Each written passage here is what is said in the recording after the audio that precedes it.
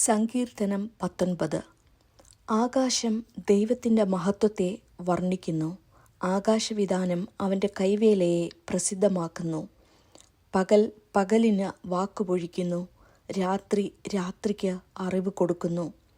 ഭാഷണമില്ല, വാക്കുകളില്ല, ശബ്ദം കേൾപ്പാനുമില്ല.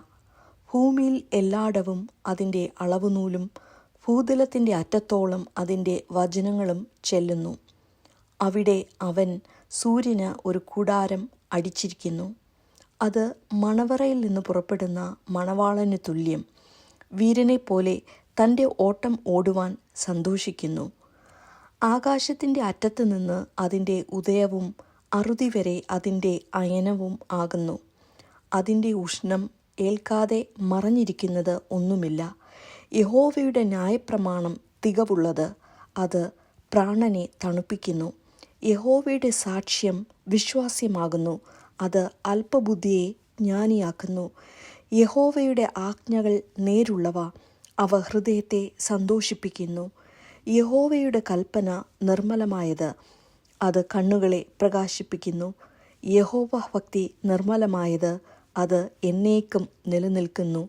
യഹോവയുടെ വിധികൾ സത്യമായവ, അവ ഒട്ടൊഴിയാതെ നീതിയുള്ളവയാകുന്നു.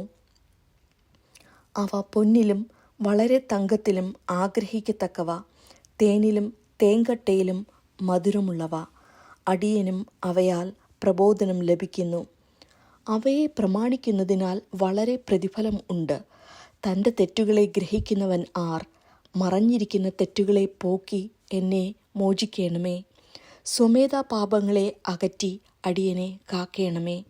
അവ എൻ്റെ മേൽ വാഴരുതേ. എന്നാൽ ഞാൻ നിഷ്കളങ്കനും മഹാപാതകരഹിതനും ആയിരിക്കും. എൻ്റെ പാറയും എൻ്റെ വീണ്ടെടുപ്പുകാരനുമായ യഹോവേ, എൻ്റെ വായിലെ വാക്കുകളും എൻ്റെ ഹൃദയത്തിലെ ധ്യാനവും നിനക്ക് പ്രസാദമായിരിക്കുമാറാകട്ടെ.